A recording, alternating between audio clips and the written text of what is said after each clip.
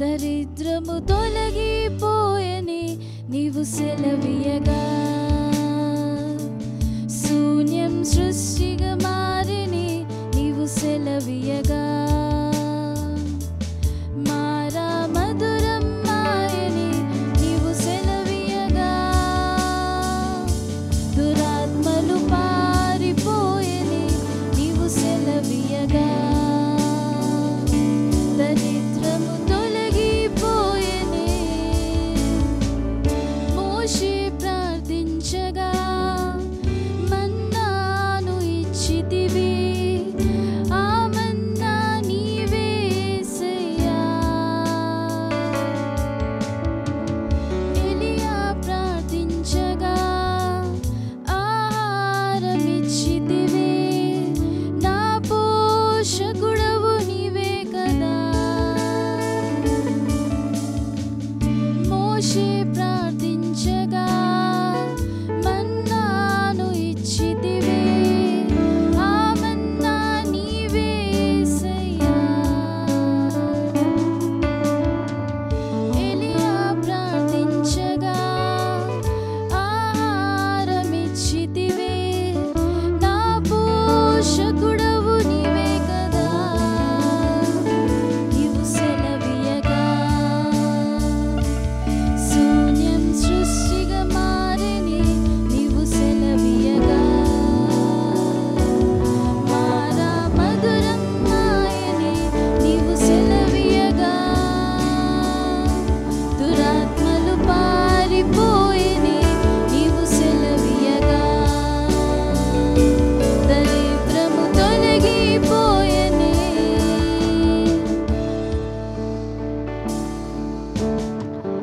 లాజరు మరణించగా మరణము నుండి లేపితివి, మోడైనను చిగురింపజేసెదవు.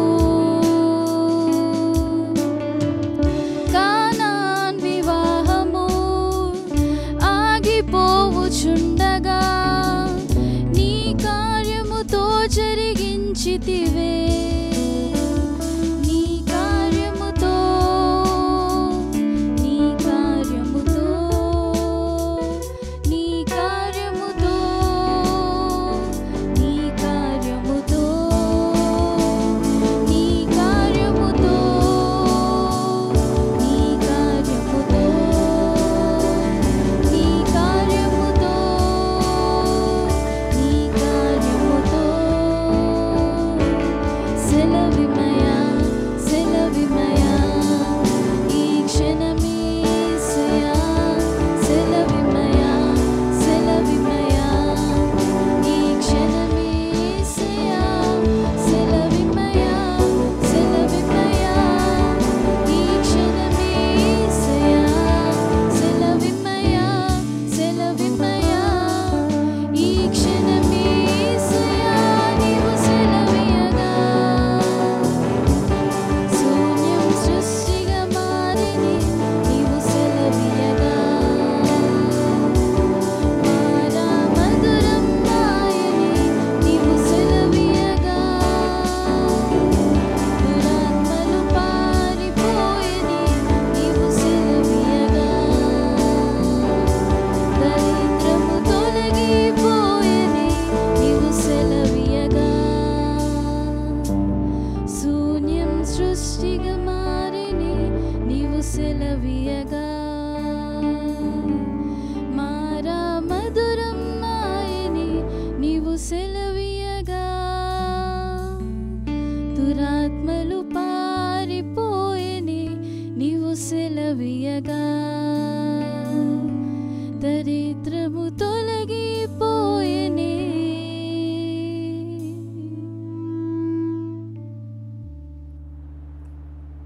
పరిశుద్ధ బైబిల్ గ్రంథంలో నుండి యెషయా గ్రంథము 7వ అధ్యాయము 14వ వచనాన్ని చదువుకుందాం.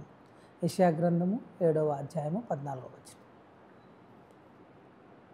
కాబట్టి ప్రభువు తానే ఒక సూచన మీకు చూపును, ఆలకించుడి, కన్యక గర్భవతి అయి కుమారుని కని అతనికి ఇమ్మానుయేలు అని పేరు పెట్టును.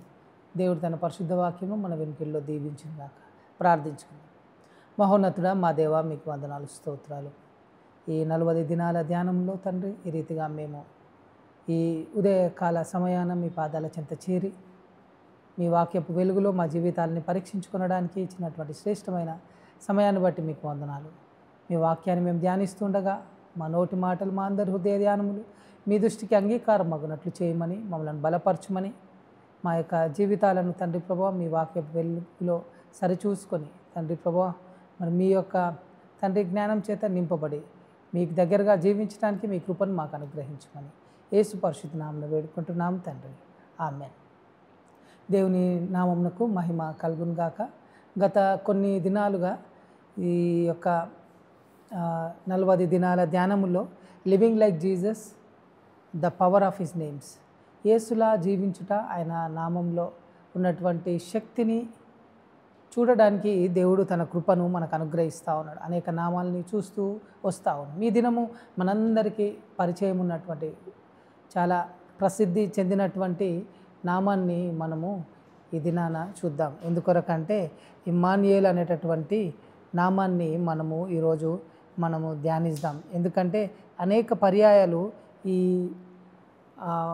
మాటను లేక ఈ పేరును మనం ధ్యానిస్తూ వస్తూ ఉన్నాం. పరిశుద్ధ బైబిల్ గ్రంథంలో మరి ఇది పాత నిబంధనలో యెషయా ప్రవచనంలో 700 సంవత్సరాల పూర్వమే యేసు ప్రభువారి పుట్టుకకు మునుపు ఆయన ప్రవచించాడు. 1939వ సంవత్సరం నుండి 1944వ సంవత్సరం 1939 1939లో రెండవ ప్రపంచ యుద్ధము ప్రారంభించబడి 1944వ సంవత్సరంలో ముగించబడింది. జర్మనీలో ఆ టైంలో భీకరంగా యుద్ధం జరుగుతున్నటువంటి కాలంలో ఒక హాస్పిటల్ పైన రూఫ్ మరి పాక్షికంగా దెబ్బతిన్నటువంటి ఆ రూఫ్లో ఒక వ్యక్తిని తీసుకొని వచ్చారు. డీట్రిచ్ రిచీ అనేటటువంటి ఒక జర్మన్ వ్యక్తి ఆ హాస్పిటల్లో గాయాలతో ఆయన ఉండి మరి చాలా అవసాన దశలో ఆయన ఉండ సమయంలో పైన రూఫ్ ఇన్స్క్రిప్షన్, రూఫ్లో కొన్ని మాటలు రాయబడినటువంటివి చదువుతూ ఉన్నాడు పైన. ఏంటి ఆ మాటలు అని అంటే అక్కడ ఏం రాస్తూ ఉన్నారంటే, beyond the stars there must be a gracious father. ఈ తారల వెనకాల ఎక్కడో ఆకాశంలో ఒక కనికరం కలిగినటువంటి తండ్రి అయిన దేవుడు అక్కడ ఉన్నాడు అని రాస్తూ ఉన్నారు. అప్పుడు ఆయన అనుకున్నాడంట తన మనసులో, I don't want a God who is beyond the stars. ఈ ఎక్కడో ఆకాశంలో ఉండే దేవుడు నాకొద్దు, నాతో కూడా ఉండే దేవుడు నాకు కావాలి అని ఈ వ్యక్తి తన మనసులో అనుకున్నట్లుగా ఇక్కడ మనకు చెప్పబడతా ఉంది. కాబట్టి నిజమైనటువంటి దేవుడు, ఆయన గొప్ప దేవుడు, ఇమ్మానుయేల్ అనేటువంటి దేవుడు, మన హృదయాంతరంగాలను ఎరిగినటువంటి దేవుడు, మనతో కూడా ఉండుటకు ఆయన ఇమ్మానుయేలుగా వచ్చాడు. God became a man. దేవుడు ఒక మానవుడిగా అయ్యాడు. ఆయన మానవ శరీరాన్ని దాల్చి మన కొరకు ఆయన ఇమ్మానుయేలుగా ఆయన వచ్చి ఉన్నాడు. అది యెషయా గ్రంథంలో 7వ అధ్యాయంలో చెప్పబడినది. మత్తయి సువార్తలో కూడా 1:23గా ఆ దూత ద్వారా చెప్పబడినటువంటి మాటలు. కొన్ని నెలల ముందు ఆయన జన్మించుటకు ముందు మరియతో చెప్పడం, నువ్వు కుమారుని కానీ అతనికి ఇమ్మానుయేల్ అని పేరు పెట్టదు, అతడు తన ప్రజలను వారి పాపములను ఆయన రక్షిస్తాడు. తను మరి ఇమ్మానుయేలుగా ఆయన తన ప్రజలకు తోడుగా ఉండేటటువంటి వాడుగా ఉంటాడు అని చెప్పడము మనం చూస్తూ ఉన్నాం. ఈ ఉదయకాల సమయంలో ఈ ఇమ్మానుయేలు దేవుడు ఏ రీతిగా మనకు తోడుగా ఉంటాడు, బైబిల్లో ఏం చెప్తా ఉంది, మన జీవితాలకు ఆయన తోడు ఏ రీతిగా ఉంటుంది అని అంటే దేవుని వాక్యంలో నుండి ఒక 4 విషయాల్ని మీ ముందు ఉంచాలని నేను ఆశపడతా ఉన్నాను. మొట్టమొదటిగా ఈ ఇమ్మానుయేలు దేవుడు మనకు తోడుగా ఉండేటటువంటి దేవుడు. God is with us in his service. ఆయన పరిచర్యలో, ఆయన పనుల్లో దేవుడు మనకు తోడుగా ఉంటాడు. ఆయన తోడు అంటే అవసరానికి తోడు కాదు కానీ ప్రతినిత్యము ఆయన తోడుగా ఉంటాడు. ఉదాహరణకు ఇశ్రాయేలీలు ఐగుప్తులో బానిసత్వంలో 430 సంవత్సరాలు వారు ఐగుప్తు దాస్యంలో వారు జీవించారు. మోషేని దేవుడు ఏర్పాటు చేసుకొని ఆయనను పంపించి వారిని విడిపించడానికి దేవుడు మోషేని ఎన్నుకున్నప్పుడు మోషే కొన్ని సాకులు చెప్పినప్పుడు మోషేతో దేవుడు అంటా ఉన్నాడు, మోషే నేను నీకు తోడై ఉంటాను, నీ నోటికి నేను తోడై ఉంటాను. Go Moses, I will be with your mouth. నీకు మాటకు సహాయం చేయవాడను, నీకు సమస్తము నేను సహాయం చేయవాడనని దేవుడు మోషేతో సంభాషణ మనకు తెలుసు. ఆ దేవుడు మోషేని విడిచిపెట్టలేదు. మోషేకు అహరోను తోడుగా ఉన్నాడు, కానీ అంతకంటే ఎక్కువగా మోషేతో దేవుడు తోడుగా ఉన్నాడు. ఇమ్మానుయేలు దేవుడు నీవు చేయి పనుల్లో నీకు తోడుగా ఉంటాడు. నువ్వు ఎక్కడైనా ఉండొచ్చు, టీచర్ కావచ్చు, డాక్టర్ కావచ్చు, ఏ పనైనా నువ్వు చేస్తుండొచ్చు, నీ పనిలో ఆయన నీకు తోడుగా ఉంటాడు. ఆయన యొక్క పనుల్లో నువ్వు ఉంటూ ఉన్నప్పుడు, ఆయన పరిచర్య చేస్తున్నప్పుడు, ఆయన పనిని నువ్వు జరిగిస్తున్నప్పుడు దేవుడు నిన్ను ఎన్నుకున్నాడు. తన మహిమ నిమిత్తమై నిన్ను సృజించాడు, నిన్ను ఎన్నుకున్నాడు, నిన్ను నడిపిస్తూ ఉన్నాడు. అంత మాత్రమే కాదు, కానీ ఆయన నీకు తోడుగా ఉంటాడు. అందుకే నీవు చేయు పనులన్నిటిలో నేను నీకు తోడై ఉండేను. నువ్వు వెనుకకు ముందుకు తిరగకుండా, కుడికి కానీ ఎడమకు కానీ తొలగకుండా నీవు నడవవలసిన మార్గాన్ని నీకు చూపిస్తాను. నీ పనులన్నిటిలో నీకు తోడుగా ఉంటాను. అంత మాత్రమే కాదు, అతడు చేయనదంతయు సఫలపరుస్తానని కూడా దేవుడు వాగ్దానం చేస్తా ఉన్నాడు. కాబట్టి ఈ దినాన ఇమ్మానుయేలు దేవుణ్ణి మనం జ్ఞాపకం చేసుకుందాం. ఆయన మనకు తోడు, మన పనుల్లో మనకు తోడు, మనకు ప్రతినిత్యం తోడుగా ఉండేటటువంటి దేవుడు మన దేవుడని దేవుని వాక్యం తెలియజేస్తాం. అందుకే మోషేతో నిర్గమకాండం 4, 10, 12 వచ్చిన 10వ వచనం నుండి 12వ వచనం వరకు ఈ మాటను మనము చూస్తూ ఉన్నాం. ప్రియమైనటువంటి వార్లారా, ఆయన గొప్ప దేవుడు, ఇమ్మానుయేలు దేవుడు, తన ప్రజలకు ఆయన తోడుగా ఉండేటటువంటి దేవుడు అని మనకు తెలియజేస్తూ ఉంది. రెండవదిగా, ఈ దేవుడు ఏ రీతిగా మనకు తోడుగా ఉంటాడంటే, God is with us in our sorrows. మన యొక్క బాధల్లో, మన యొక్క కష్టాల్లో మనకు తోడుగా ఉండే దేవుడు. ఆయన పనుల్లో తోడుగా ఉంటాడు. రెండవది, నీ కష్టాలను పంచుకునేటటువంటి దేవుడు, నీ కష్టాల్లో తోడుగా ఉండేటటువంటి దేవుడు. గాఢాంధకారపు లోయలో నేను సంచరించినను ఏ అపాయమునకు నేను భయపడను, ఎందుకంటే నీవు నాకు తోడై ఉండువు, నీవు ఇమ్మానుయేలు దేవుడవు, నీ పేరే ఇమ్మానుయేలు అని దావీదు ప్రవచనాత్మకంగా ఎప్పుడో దీన్ని తెలియజేస్తూ ఉన్నాడు. ప్రియమైనటువంటి వార్లారా, ఈ ప్రత్యేక దినం మనము ధ్యానిస్తున్నప్పుడు ఇమ్మానుయేలు దేవుని గురించి ఎన్నో పర్యాయాలు మనం ధ్యానించి ఉండవచ్చు, కానీ మన దేవుడు ఎక్కడో ఆకాశంలో ఉండేటటువంటి వాడు కాదు. నీతో నాతో నీ పక్కన, నీ కుడి పక్కన నీడగా ఉండేవాడు, నీ వెనక ముందు ఆవరించి నిన్ను నడిపించేవాడు, నీ బాధల్లో నీకు నెమ్మదినిచ్చేటటువంటి వాడు, నీకు తోడుగా ఉండేటటువంటి వాడు అని ఆ వాక్యము తెలియజేస్తుంది. అందుకే యెషయా ప్రవక్త ఈ రీతిగా అంటా ఉన్నాడు, 43వ అధ్యాయము 2వ వచనము, నువ్వు జలములలో బడి దాటునప్పుడు నేను నీకు తోడయిందును, నదులలో బడి వెళ్ళినప్పుడు అవి నీ మీద పొర్లిపారవు, నీవు అగ్ని జ్వాల మధ్య నడిచినప్పుడు కాలిపోవు, జ్వాలలు నిన్ను కాల్చవు. ఏంటి అంటే, నీవు జలములో ఉన్నప్పుడు తోడుగా ఉంటాను, అగ్నిలో ఉన్నప్పుడు తోడుగా ఉంటాను, ఎక్కడున్నప్పటికీ కూడా నేను నీకు తోడై ఉంటాను. అరణ్యంలో ఉన్న, అగ్నిలో ఉన్న, జలములో ఉన్న నేను నీకు తోడై ఉండే ఇమ్మానుయేలు దేవుడను, నీ బాధల్లో, నీ కష్టాల్లో నేను ఉండే దేవుడు. మనకి ఎక్కువ సమయం లేదు కాబట్టి వీటి గురించి మనము ఇంకా క్షుణ్ణంగా మనము ఈ వాక్యాన్ని చదువుతూ ఉన్నప్పుడు మన యొక్క జీవితంలో మనం ఎదుర్కొంటున్నటువంటి పరిస్థితుల్లో, మన అనుభవాల్లో మనం జ్ఞాపకం చేసుకున్నప్పుడు ఈ దేవుడు కష్టాల్లో కూడా తోడుగా ఉండేటటువంటి దేవుడు. ఆ గాఢాంధకారపు లోయలో సైతము నిన్ను నన్ను విడువడు, నీ కష్టాల్లో నా కష్టాల్లో ఆయన తోడుగా ఉంటాడు అని మరి దేవుని వాక్యము మనకు తెలియజేస్తూ ఉంది. అంత మాత్రమే కాదు, కానీ ఇంకొక విషయం ఏం చెప్తా ఉన్నానంటే, దేవుడు మనకు ఈ ఇమ్మానుయేలు దేవుడు ఏ రీతిగా తోడుగా ఉంటాడంటే, God is with us in our stumbling. మనము తొట్టుపడినప్పుడు, పడిపోయినప్పుడు కూడా దేవుడు విడిచిపెట్టే దేవుడు కాదు. నీవు తప్పిపోయినప్పుడు దేవుడు నిన్ను పట్టుకునేటటువంటి దేవుడు. దేవా, నీవు విరిగి నలిగిన హృదయంను అలక్ష్యము చేయవు, నీకు విరిగి నలిగిన బలులే నీ హృదయమే నీకు ఇష్టమైనటువంటి బలి. పడిపోయినటువంటి వారిని, కృంగినటువంటి వారిని నీవు లేవనెత్తేటటువంటి దేవుడు. కృంగినటువంటి వారిని లేవనెత్తేటటువంటి దేవుడవు నీవై ఉంటా ఉన్నావు. మా దేవా, నీవు ఇమ్మానుయేలు దేవుడవు, నీ పేరే ఇమ్మానుయేలు. ఈ దినాన నీవు ఈ ఇమ్మానుయేలు దేవుణ్ణి నీవు అంగీకరించకపోతే, ఆయన మీద ఆధారపడకపోతే, ఆయన నీతో కూడా లేకపోతే ఒక్కసారి జ్ఞాపకం చేసుకో. ఏమంటా ఉన్నాడనంటే తన ప్రజలను వారి పాపముల నుండి ఆయనే తప్పించు, ఆయనే విడిపించు. యేసు ప్రభు వారికి ఒక పేరుంది, ఆయన పాపుల స్నేహితుడు, ఫ్రెండ్ ఆఫ్ ద సిన్నర్స్, పాపుల స్నేహితుడు అని పేరు. ఎందుకంటే జక్కయ్య ఇంట్లో ఉన్నప్పుడు ఆయన పాపిగా ప్రజలు ఆయన ఎంచారు. సుంకపు గుత్తాదారులని, ట్యాక్స్ కలెక్టర్స్ని పాపులుగా ఎంచుతారు. ఎందుకంటే రోమా ప్రభుత్వం కొరకు ట్యాక్స్ని కలెక్ట్ చేస్తూ ఉంటారు కాబట్టి. కానీ అతనితో యేసుప్రభు వారి అందరికి చెప్పిన మాట, ఇతను అబ్రహాము కుమారుడే, ఇతని పాపములు క్షమించబడాలి, ఇతనికి రక్షణ కావాలి అని యేసుప్రభు వారు చెప్పినట్లుగా మనం చూస్తూ ఉన్నాం. ప్రియమైనటువంటి వార్లారా, ఈ దినాన మనం జ్ఞాపకం చేసుకోవాల్సినటువంటిది ఏంటి అంటే, ఆయన మన యొక్క తొట్టుపాటులో మనం పడిపోయినప్పుడు మనం విడిచిపెట్టే దేవుడు కాదు, ఆయన లేవనెత్తేటటువంటి వాడు.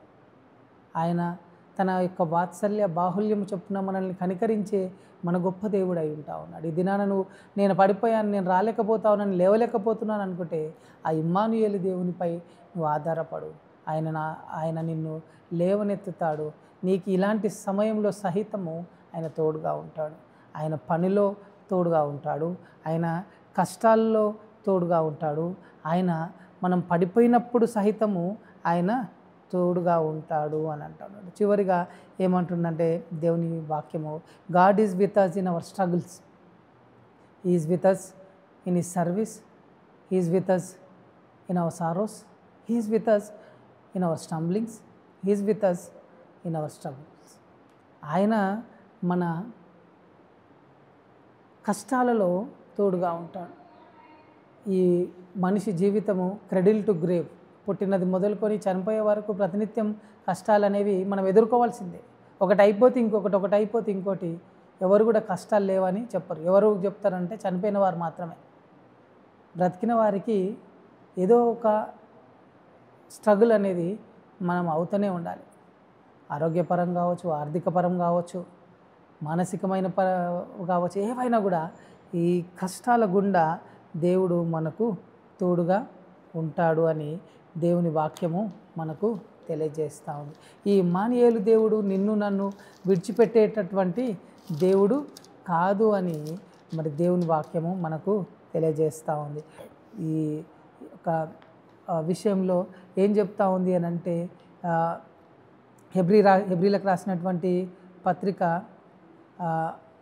13:6లో, నిన్ను ఏమాత్రమును విడువను, నిన్ను ఎన్నడూను ఎడబాయనని ఆయనే చెప్పాను కదా, నిన్ను విడువను ఎడబాయను అని ఆయన చెప్తా ఉన్నాడు. కాబట్టి ఈ విషయాన్ని మనం జ్ఞాపకం చేసుకుందాం. అంత మాత్రమే కాదు, యెహోవా నాకు ఆశ్రయమును దుర్గం, నాకు వెలుగును ఆయన అంటా ఉన్నాడు దావీదు. అంత మాత్రమే కాదు, ఆయన నిన్ను అరచేతిలో చెక్కుకున్నాడని యెషయా అంటా ఉన్నాడు. ఈ మాటలు మనం ధ్యానిస్తూ ఉన్నప్పుడు ఇమ్మానుయేలు దేవుని గురించి మన హృదయంలో ఈ 4 మాటలు మనం జ్ఞాపకం చేస్తాం. మన పనుల్లో తోడుగా ఉంటాడు, మన యొక్క దుఃఖంలో మనకు తోడుగా ఉంటాడు, మన యొక్క తొట్టుపాటులో మనం పడిపోయినప్పుడు తోడుగా ఉంటాడు, మన కష్టం కలిగినప్పుడు మనకు తోడుగా ఉంటాడు, మన కష్టకాలంలో మనకు తోడుగా ఉంటాడు.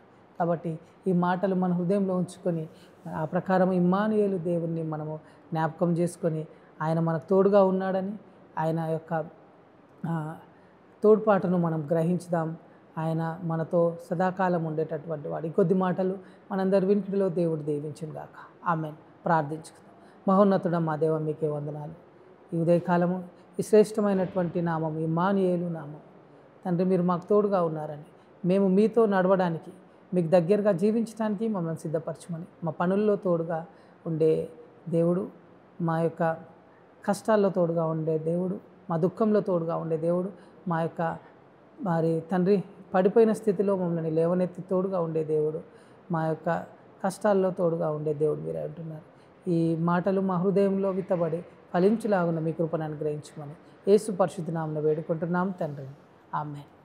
తండ్రి, కుమార, పరిశుద్ధాత్మ త్రియేక దేవుని దీవెన, ఆయన కృపా సమాధానములు మనకు, మన కుటుంబాలకు ఇప్పుడు ఎల్లప్పుడు సదాకాలం తోడై ఉండును గాక. ఆమేన్.